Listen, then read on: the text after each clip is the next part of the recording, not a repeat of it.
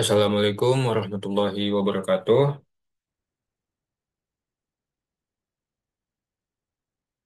Pertama-tama, perkenalkan, nama saya Muhammad Nurdin Yusuf Hardin dari kelas IS 0704, Prodi Sistem Informasi, tahun 2024.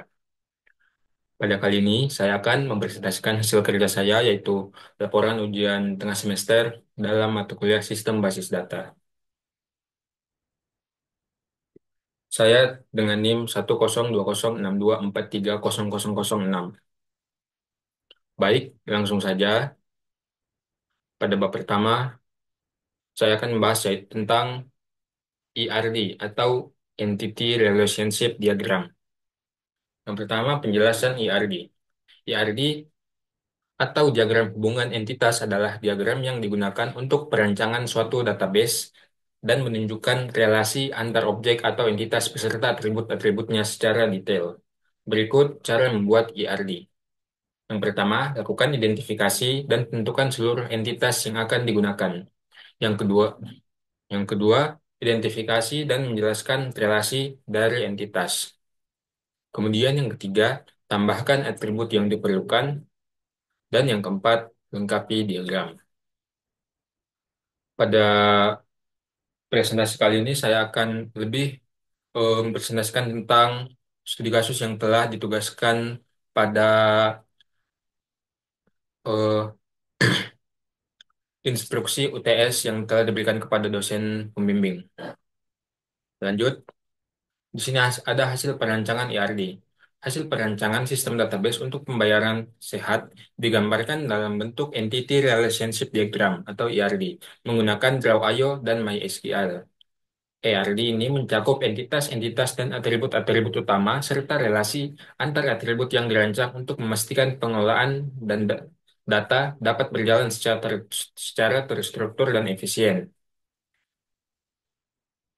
Poin yang ketiga ada entitas dan atribut. Berikut adalah daftar entitas dan atribut yang digunakan dalam perancangan ERD pembayaran sehat. Yang pertama, ada pasien 006. Mengapa eh, pada akhir atribut diberikan tanda kode 006? Karena sesuai instruksi pada instruksi UTS yang diberikan oleh dosen harus memberikan tiga angka terakhir pada NIM dan tiga angka terakhir NIM saya adalah 006. Eh, Entitas dari pasien memiliki atribut yaitu ID pasien, nama pasien, alamat, dan nomor telepon. Selanjutnya, ada entitas kategori yang memiliki atribut ID kategori, nama kategori. Kemudian ada unit, yaitu atribut yang memiliki atribut ID unit dan nama unit. Kemudian eh, ada entitas layanan, yaitu memiliki atribut ID layanan, nama layanan, biaya layanan, dan ID kategori. Ke kategori dan ID unit. Kemudian ada transaksi yang memiliki atribut ID transaksi, ID pasien, waktu transaksi. Kemudian ada entitas detail transaksi yang memiliki atribut ID detail, ID transaksi, ID layanan, dan jumlah dan subtotal. Kemudian di sini saya telah membuat relasi entitas versi chain yang menggunakan aplikasi Draw.io. Di sini dapat kita lihat hubungan-hubungannya dan ini menggunakan aplikasi MySQL. Di sini ada penjelasannya. Entitas dalam sistem database pembayaran sehat mempresentasikan sekumpulan objek atau konsep dengan atribut yang sama, yang berfungsi untuk mengelola proses pemesanan secara terstruktur. Entitas ini digambarkan dalam bentuk persegi panjang pada flowchart dan memiliki hubungan yang jelas satu sama lain. Begitu pula pada MySQL. Jika telah menuliskan kode pada SQL serta memberikan relasi yaitu foreign key pada antar entitas, maka akan membentuk suatu relasi antar entitas. Selanjutnya saya akan membahas relasi kardinalitas. Yang pertama pada entitas pasien dan entitas transaksi. Relasinya, satu pasien dapat melakukan banyak transaksi, yang berarti one to many. Yaitu seorang pasien bisa datang berkali-kali dan memiliki banyak riwayat transaksi layanan. Kemudian transaksi dan detail transaksi. yang memiliki relasi satu transaksi memiliki banyak detail transaksi, yang berarti one to many. Penjelasannya, suatu transaksi bisa berisi beberapa layanan yang diambil pasien saat itu. Kemudian detail transaksi dan layanan. Relasinya yaitu one to many karena satu layanan dapat muncul dalam banyak detail transaksi. Kemudian layanan dan unit yang memiliki relasi one to many, yaitu satu unit menangani banyak layanan. Kem- Kemudian ada layanan dan kategori yang memiliki relasi one to many, yaitu satu kategori memiliki banyak layanan. Kemudian kita lanjut ke bab 2, relation model. Yang pada poin pertama ada transformasi YRD ke relation model. Relation model dari transformasi YRD pembayaran sehat. Di sini saya telah membuat tabel-tabel yang menghubungkan eh, antara entitas-entitas dalam relation model. Dapat dilihat di sini. Penjelasannya, berdasarkan entity relationship diagram yang telah dirancang sebelumnya, langkah selanjutnya dalam perancangan basis data adalah mengubah IRD ke dalam bentuk relation model. Transformasi ini bertujuan untuk merepresentasikan setiap entitas dan relasi dalam bentuk tabel relasional yang dapat diterapkan pada sistem basis data. Setiap entitas akan diubah menjadi tabel, sedangkan atribut-atributnya menjadi kolom dalam tabel tersebut. Untuk membedakan setiap data secara unik, maka setiap tabel akan memiliki primary key. Selain itu, relasi antar entitas pada IRD akan dikonversi menjadi foreign key di tabel yang sesuai. Relasi antar tabel yang terbentuk mengikuti kardinalitas yang ada pada IRD, seperti one one to many, atau many to one. Jika satu entitas memiliki relasi one one-to-one dengan entitas lain, maka primary key dari entitas pertama akan menjadi foreign key pada entitas kedua. Hal ini berguna agar data antar tabel tetap saling terhubung. Transformasi ini menjadi dasar penting dalam membangun struktur tabel pada tahap implementasi sistem. Dengan ini, hasil transformasi akan memastikan bahwa database dapat mendukung kebutuhan sistem yang telah dirancang. Kemudian ada poin kedua, tabel hasil relation model. Berikut tabel yang terdapat pada relation model. Yang pertama, pasien. Atributnya ID pasien, nama pasien, alamat, dan nomor telepon. Yang kedua, ada kategori yang memiliki atribut ID kategori dan nama kategori. Kemudian ada unit yang memiliki atribut ID unit, nama unit. Kemudian ada layanan yang memiliki atribut ID layanan, nama layanan, biaya layanan, ID kategori, ID, dan ID unit. Kemudian ada transaksi yang memiliki atribut ID transaksi, ID pasien, dan waktu transaksi. Dan yang terakhir, detail transaksi yang memiliki atribut ID detail, ID transaksi, ID layanan, jumlah, dan subtotal. Kemudian pada poin ketiga saya akan membahas relasi kardinalitas antar tabel. Yang pertama, relasi pasien dan transaksi, yaitu one to many, yang artinya satu pasien dapat memiliki banyak transaksi. ID pasien sebagai FK di transaksi. Kemudian transaksi dengan detail transaksi yang memiliki relasi one to many, yaitu suatu transaksi memiliki banyak detail transaksi, ID transaksi sebagai FK. Kemudian layanan ke detail transaksi yang memiliki relasi one to many, yaitu satu layanan bisa muncul pada banyak detail transaksi, ID layanan sebagai FK. Kemudian kategori dengan layanan yang memiliki relasi one to many, yaitu satu kategori memiliki banyak layanan, ID kategori sebagai FK. Kemudian unit dengan layanan, yaitu one to many, satu unit menyediakan banyak layanan, ID unit sebagai FK. Kemudian kita masuk pada bab 3, yaitu yang akan membahas DDL dan DML. Pengertian DDL. Data Definition Language atau DDL adalah bagian dari bahasa SQL yang digunakan untuk mendefinisikan dan mengelola struktur dari objek-objek dalam database. Objek-objek tersebut meliputi tabel, view, indeks, dan relasi antar tabel. Dengan kata lain, DDL digunakan untuk membuat, mengubah, dan menghapus struktur tabel tanpa memanipulasi data di dalamnya. Berikut beberapa perintah untuk DDL. Yang pertama ada perintah create, yaitu untuk membuat objek baru seperti tabel atau database. Kemudian ada alter untuk mengubah struktur tabel yang sudah ada seperti menambahkan kolom baru, merubah nama kolom, dan lain-lain. Kemudian ada perintah drop, yaitu untuk menghapus tabel atau objek lain dari database secara permanen, dan juga dapat menghapus suatu database yang telah dibuat. Kemudian ada use untuk memilih atau menentukan database yang akan digunakan sebelum menjalankan perintah SQL lainnya. SQL lainnya. Kemudian pada poin kedua, saya akan menjelaskan script DDL pada pembayaran sehat 006. Berikut merupakan skrip atau kode yang telah saya buat untuk database pembayaran sehat. Di sini ada gambar yang telah diinputkan pada membuat database.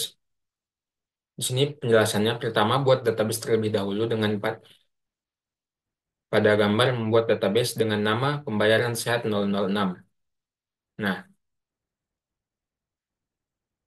ini pada proses meng-create tabel. Seperti ini pada aplikasi My, PHP MyAdmin, yaitu MySQL. Penjelasannya, pada gambar kita telah membuat tabel pada database pembayaran sehat 006. Pada gambar terlihat bahwa setiap primary key disetting auto increment yang mana jika ingin kita lakukan insert maka tidak perlu menginput ID dari setiap primary key tabel karena ID akan otomatis dimulai dari angka 1 sampai berapa data yang dimasukkan. Pada gambar juga terdapat berbagai macam atribut dan juga tipe datanya. Setiap tabel memiliki primary key dan beberapa tabel juga menyertakan foreign key sebagai relasi antara tabel. Contohnya, tabel layanan 006 memiliki foreign key, ID kategori, dan ID unit yang merujuk ke tabel kategori 006 dan unit 006. Sedangkan tabel transaksi memiliki foreign key yang merujuk ke pasien. Struktur relasi ini menunjukkan adanya keterkaitan antar tabel yang menggambarkan hubungan logis seperti satu pasien dapat memiliki banyak transaksi, dan per satu transaksi bisa terdiri dari beberapa layanan. Tabel detail transaksi 006 merupakan penghubung antara tabel transaksi 006 dan layanan 006, serta menyimpan data jumlah dan subtotal biaya layanan dalam transaksi tersebut. Dengan adanya relasi antar tabel ini, database dapat menjamin integritas dan data dan memudahkan proses query dalam pengolahan data lebih lanjut. Kodenya dapat dilihat di sini untuk create tabel pasien dengan eh ininya yang tadi ya, yang entitas pasien, yang ini untuk entitas unit, entitas kategori, layanan,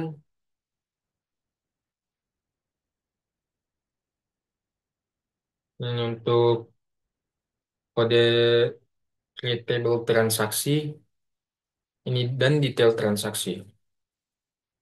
Kodenya dapat dilihat di sini dan kita lanjut pada DML atau Data Manipulation Language. DML adalah bagian dari SQL atau Structure Query Language yang digunakan untuk mengelola dan memanipulasi data di dalam tabel suatu database. DML memungkinkan pengguna untuk melakukan berbagai operasi seperti menambahkan data baru, mengubah data yang sudah ada, menghapus data, dan mengambil data dari tabel. Berikut beberapa perintah yang ada di DML.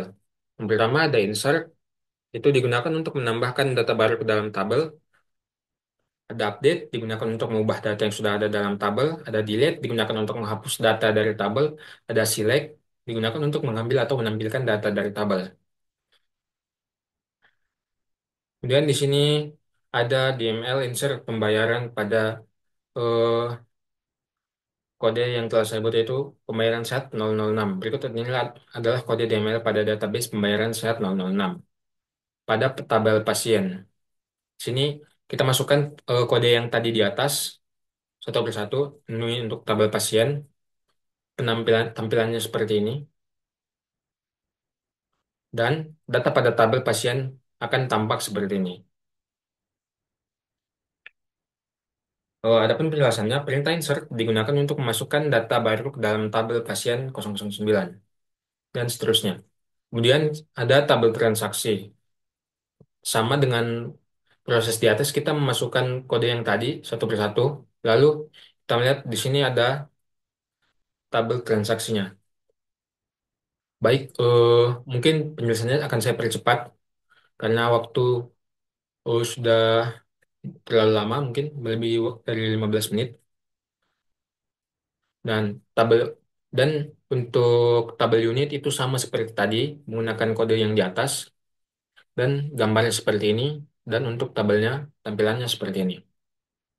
Begitu pula dengan tabel kategori, kita memasukkan kode yang di atas dan tampilan tabelnya seperti ini. Sama pula dengan tabel layanan, tabelnya seperti ini. Dan yang terakhir, tabel detail transaksi. Mungkin kita langsung lompat ke bab 4, yaitu normalisasi. Normalisasi. Untuk normalisasi kita harus mengetahui dulu apa itu data normal. Data tidak normal atau dalam istilah basis data disebut unnormalized data atau UNF adalah data yang belum diorganisir secara sistematis dalam bentuk tabel-tabel terpisah sesuai prinsip basis data relasional.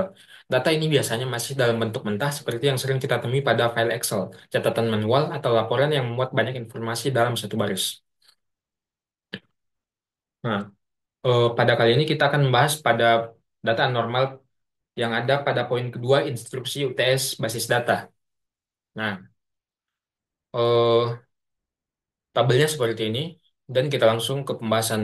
Untuk bentuk normal pertama 1NF. Tujuan 1NF yaitu menghapus data multi-value dan setiap atribut hanya berisi satu nilai per baris.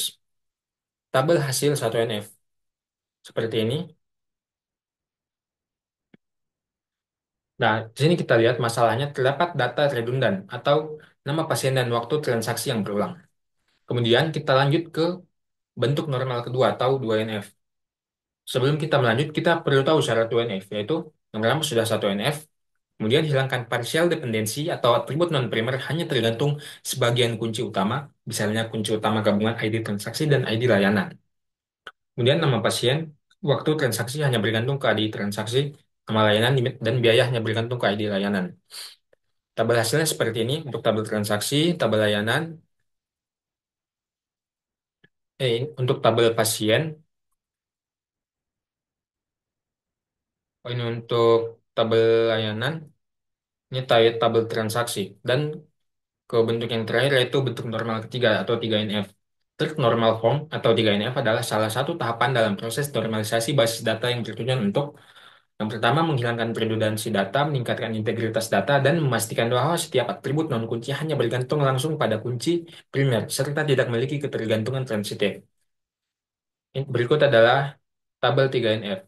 Yang pertama tabel data, tabel pasien, tabel transaksi, tabel layanan, tabel detail transaksi. Seperti ini. Struktur data di atas telah memenuhi third normal form atau 3NF karena tidak ada ketergantungan transitif, setiap atribut non-kunci hanya bergantung pada kunci utama, informasi pasien, transaksi layanan, dan detail transaksi disimpan terpisah agar tidak redundan dan mudah dipelihara. Oke, baik. Mungkin itu saja eh, presentasi yang dapat saya sampaikan. Kurang lebihnya mohon dimaafkan. Apabila ada salah kata atau salah dalam menyampaikan materi, saya mohon maaf.